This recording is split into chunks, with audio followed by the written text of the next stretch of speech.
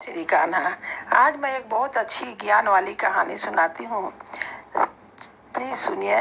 और आप अगर मेरे चैनल को सब्सक्राइब कर दिए हैं बहुत अच्छी बात है, लेकिन जो लोग नहीं किए हैं, नए हैं, प्लीज सब्सक्राइब भी कीजिए, लाइक कीजिए और कुछ कमेंट लिखिए, मेरे मनोबल को बढ़ाइए, बहुत खुशी होगी। तो हम शुरू करते हैं। एक राजा के राज्य में एक आदमी राजा के पास आया। राजा से बोले कि कुछ मुझे प्रभु कुछ दीजिए। राजा बोला क्या चाहिए? तो मुझे थोड़ा भूखंड दे दीजिए, जमीन दे दीजिए थोड़ी। राजा बोले कि कल तुम सुबह सुबह आना सूर्योदय के साथ साथ, और जितना दौड़ोगे, जितना जमीन तुम दौड़ लोगे, वो सब जमीन तुम्हारी हो जाएगी, लेकिन साथ में शर्त है कि फिर तुम्हें वापस भी आना है। बोले कि ठीक है। कल होकर के सुबह सुबह वो आया और दौड़ लगाना शुरू कर दिया।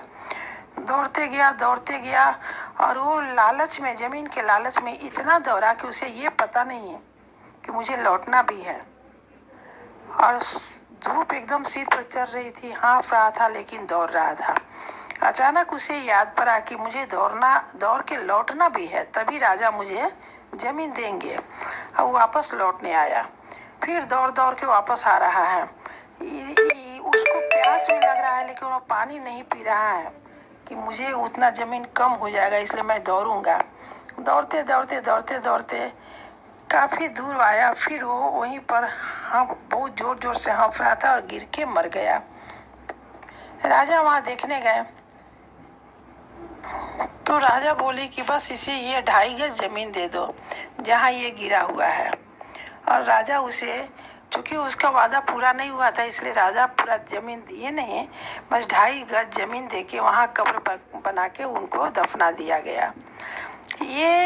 मुझे ये कहानी से ये शिक्षा मिलती है कि मेरी आवश्यकताएं तो बहुत है, मेरी जरूरत बहुत कम है, लेकिन इच्छा आवश्यकताएं बहुत हम बढ़ा लेते हैं, जिसके चक्कर में हम रात दिन काम में फंसे रहते हैं।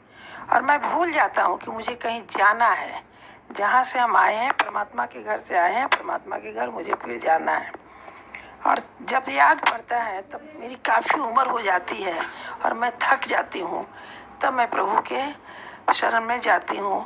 और उस समय पता नहीं मैं उतना कर पाती हूँ कि नहीं, प्रभु का नाम ले पाती हूँ कि नहीं, इसलिए थोड़ा सत्संग जरूर करना चाहिए। सत्संग में अच्छे लोगों के बीच में बैठना, कुछ बातें सुनना, कुछ करना। जय श्री कान्हा, जय श्री कान्हा।